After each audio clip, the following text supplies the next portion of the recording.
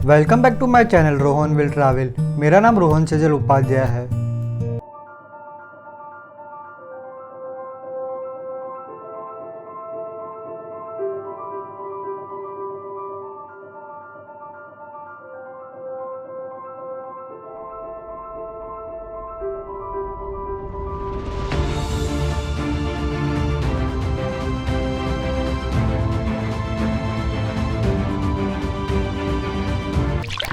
नर्मदे her last video यानी नर्मदा परिक्रमा के एपिसोड 61 में मैं बलबला कुंड से श्री विमलेश्वर महादेव मंदिर तक पहुंचा था। आज के इस वीडियो यानी नर्मदा परिक्रमा के एपिसोड 62 में मैं श्री विमलेश्वर महादेव मंदिर के बारे में बताने वाला हूं। विमलेश्वर नर्मदा परिक्रमा का दक्षिण तट का एक आखिरी गाँव है। आपको डराने वाली कोई एक चीज़ रोजाना करे। Welcome back to my channel Rohan will travel. मेरा नाम रोहन सेजल उपाध्याय है। नर्मदे हर नर्मदा परिक्रमा मेरा 14th डे है और कहीं ना कहीं बस अभी मेरी नर्मदा परिक्रमा की समाप्ति होने वाली है। अभी मैं हूँ अभी मैं श्री विमलेश्वर महादेव मंदिर में हूँ। एक्चुअली यहाँ से मतलब क्या होता है कि यहाँ से मीठी तलई है ना, तो मीठी तलई से अभी मैं दक्षिण तट पर हूँ तो मुझे बोट में उत्तर तट पे जाना है, क्योंकि क्रॉस तो मैं कर नहीं सकता, तो मुझे बोट में जाना पड़ेगा। तो अभी करीबन 5:43 है। तो यहाँ पे मंदिर भी है और श्री विमलेश्वर महादेव जी का मंदिर भी है और यहाँ पे क्या है ना कि बोट भी चलती है। तो अभी फ़ोन पे भैया से बात हुई तो भैया ने बोला कि मैं शाम को आऊँगा, तो पैसेंजर देखेंगे कि यहाँ पे कितने नर्मदा परिक्रमा भक्त है, तो उसके हिसाब से वो लोग बोट चलाते हैं। और अभी क्या है ना कि अभी जो टाइमिंग है वो रात के हो गए, पहले सुबह के थे पर अभी आई थिंक 2-3 दिन से रात के टाइमिंग्स हो गए। तो अभी रात को 3 बजे, मैं रात की बात कर रहा हूँ, रात को 3 बजे बोट चलाने वाले हैं। तो अभी यहाँ पे भैया आएंगे और देखेंगे कितने पैसेंजर है। तो इसी वजह से मैंने सोचा एक काम करते हैं, श्री विमलेश्वर महादेव जो मंदिर है उससे पहले घूम लेते हैं और थोड़ा वीडियो रिकॉर्डिंग कर लेते हैं और फिर बाद में लाइक वो भैया आएंगे तब तो सारी बातें कर लेंगे। तो एक और बात बताता हूँ आपको, बहुत ही मेन बात है। श्री विमलेश्वर महादेव मंदिर के जो ये है, यहाँ पे कहीं भी गूगल पे, पेटीएम, ऑनलाइन पेमेंट नहीं चलता पूरे एरिया में। मुझे यहाँ पे रूम चाहिए था, तो क्या हुआ कि लाइक मैंने बोला कि ठीक है बुक कर दो, मैं आपको गूगल पे करता हूँ। उन्होंने बोला गूगल पे नहीं, आपको कैश देना पड़ेगा और मेरे पास कैश था नहीं। तो क्योंकि मैं अखिलेश्वर था, तो अखिलेश्वर में तीन एटीएम बंद थे, एक भी एटीएम चालू नहीं था, आउट ऑफ सर्विस थे। तो एक भैया ने बोला थोड़े किलोमीटर से आगे एक बैंक मतलब एटीएम होगा, वहाँ पे एटीएम नहीं था। तो मैं वहाँ पे आगे गया, एटीएम नहीं था। मैंने बोला ठीक है चलो और आगे मिल जाएगा, आगे कहीं मिला नहीं। एक अच्छी बात यह है कि यहाँ पे पेट्रोल पंप है, पर पेट्रोल पंप यहाँ पे नहीं है। I think so 5 kilometre 5-6 kilometre आगे होगा। उसके लिए आपको मेरा सुरपानेश्वर टू श्री विमलेश्वर वाला महादेव मंदिर वाला वीडियो देखना होगा, जिसका यहाँ पे मैं आई बटन में डाल दूँगा, आपको देख सकते हो। उसमें मैंने पेट्रोल पंप दिखाया था। तो वो पेट्रोल पंप तो है, पेट्रोल पंप की कोई दिक्कत नहीं है, पर एटीएम और बड़े बड़े रेस्टोरेंट खाने के लिए यहाँ पे कुछ भी नहीं है। और अगर आपको लगे कि भाई मुझे कुछ एटीएम से निकालने पैसे हो या भूख लगी है, तो वैसे तो मंदिर में खाना मिल जाएगा। पर श्री विमलेश्वर महादेव से हासोट एक छोटा सा शहर है, जहाँ पे आपको खाने पीने का दिख जाएगा और फिर अपने एटीएम दिख जाएगा, मतलब अपनी ज़रूरत की चीज़ आपको हासोट में मिल जाएगी। एक छोटा शहर है ना, तो उसकी दूरी श्री विमलेश्वर महादेव से उसकी दूरी करीबन 18 किलोमीटर है। अब कोई दिक्कत क्या हुई कि मेरे पास कैश नहीं था, तो मैं मतलब 3:30 या 3:30 बजे के आसपास मैं वहाँ पे गया। मैंने वहाँ से कैश निकाला, फिर वापस इधर आया। 18 किलोमीटर मैंने राइड किया, फिर वापस इधर आया, कैश निकाला धूप में और फिर इनको पे किया, फिर उन्होंने मुझे रूम दिया। तो काफ़ी मतलब हेक्टिक डे था आज, इसलिए आपको बोल रहा हूँ हो पाए तो अपने साथ कैश रखना। वहाँ में पूरा श्री विमलेश्वर महादेव आते हैं और आपने मीठी तलाई का नाम सुना होगा ना, तो उसके वजह से काफ़ी फेमस है। तो ऐसा बिल्कुल मत सोचना कि काफ़ी फेमस जगह है तो बहुत कुछ मिलेगा यहाँ पे, ऐसा बिल्कुल भी नहीं है। आपको अभी रास्ते में मतलब अभी मैं बाहर निकल आपको बताता हूँ कि यहाँ पे क्या क्या मिलता है क्या क्या नहीं मिलता। तो आज के इस वीडियो में मैं आपको श्री विमलेश्वर महादेव मंदिर और थोड़ी यहाँ पे बोट के बारे में जानकारी देने वाला हूँ। तो अभी मैं आपको थोड़ा विमलेश्वर मंदिर के बारे में बताऊँ तो श्री विमलेश्वर महादेव मंदिर गुजरात राज्य के भरूच जिले और हासोट तालुका में आया हुआ है। इस जगह को विमलेश्वर, वमलेश्वर या वामलेश्वर भी कहते हैं। नर्मदा परिक्रमा वासी के लिए दक्षिणी तट पर आया वामलेश्वर गांव अंतिम है। श्री वमलेश्वर महादेव मंदिर से वामलेश्वर जटी नर्मदा परिक्रमा बोट की दूरी करीबन 7 किलोमीटर है। यहाँ से करीब 7 किलोमीटर आगे नाव से समुद्र के रास्ते दक्षिणी तट से उत्तरी तट तक जाना पड़ता है। यानी अब नर्मदा परिक्रमा के आखिरी गांव वामलेश्वर से उत्तरी तट मीठी तलई तक जाने के लिए आपको नाव में बैठना होगा।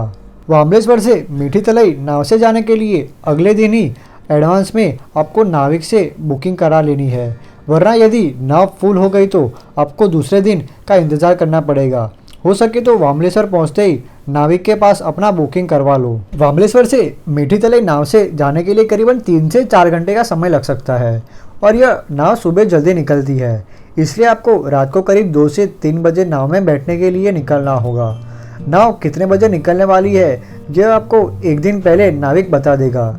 यदि आप 2 व्हीलर, 4 व्हीलर या बस या और कोई अन्य वाहन से नर्मदा परिक्रमा कर रहे हो तो आपको अपने वाहन के लिए यहाँ से ड्राइवर मिल जाएगा, क्योंकि आगे समुद्र आ जाता है और आप अपना वाहन आगे नहीं ले जा सकते, जो आपके वाहन को वामलेश्वर से उत्तर तट पर आया मीठी तलाई तक पहुँचा देगा।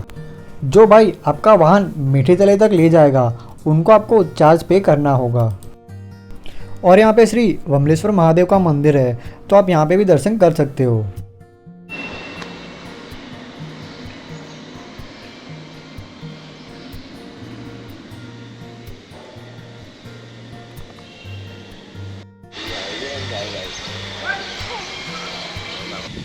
ये नया मंदिर बनाया जा रहा है और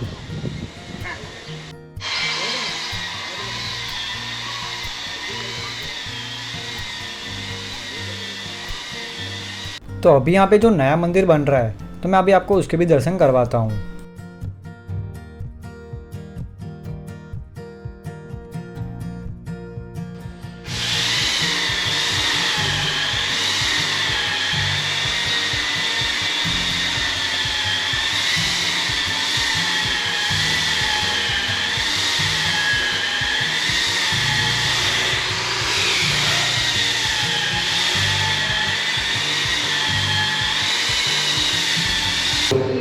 यहाँ पे भी शिवलिंग है, तो एक्चुअली एक भैया ने कहा कि वहाँ पे भी दर्शन करके आओ। मतलब वो तो बन रहा है ना, बोलते नहीं नहीं मतलब शिवलिंग वहाँ पे रखा हुआ था, आप दर्शन कर सकते हो।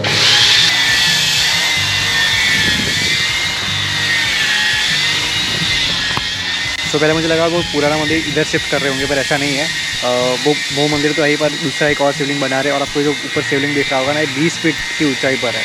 तो ये मतलब इतना एरिया में ये सबसे अलग मंदिर है यहाँ पे। तो अभी तो बन रहा है, पर आने वाला टाइम में बन जाएगा। तो अभी मैंने आपको नर्मदा मंदिर के बारे में तो बता दिया, तो अभी मैं आपको यहाँ पे रहने की बात करूँ तो मंदिर के बाजू में आपको यहाँ पे ग्रीन कलर का पर्दे से एक छोटा सा हॉल दिख जाएगा, जहाँ पे जो भी नर्मदा परिक्रमा करते हैं वो यहाँ पे आके विश्राम कर सकते हैं। तो एक बार मैं आपको थोड़ा अंदर से भी दिखा देता हूँ।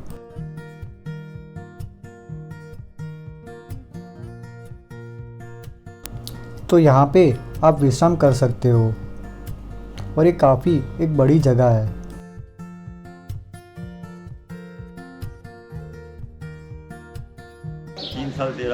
3 साल 3 महीना 13 दिन की करो, बड़ी वाली जो है।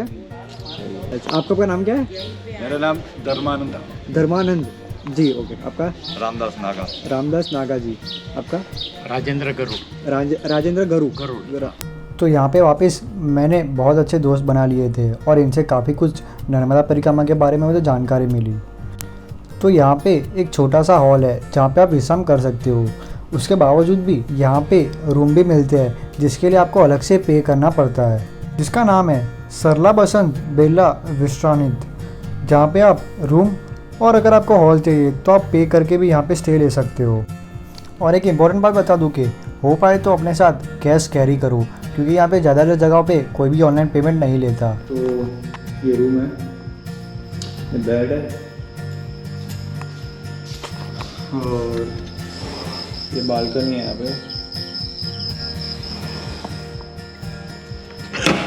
और ये वॉशरूम है। तो जैसे कि मैंने आपको शुरुआत में बताया था कि यहाँ पे आपको कुछ रेस्टोरेंट या कोई वैसे बड़ी होटल नहीं दिखेगी, पर ऐसे छोटी मोटी दुकानें दिखेगी जहाँ से आप नाश्ता पानी ले सकते हो। तो नसीब यहाँ पे एक बस आ गई है, तो वहाँ पे 30-40 लोग हैं।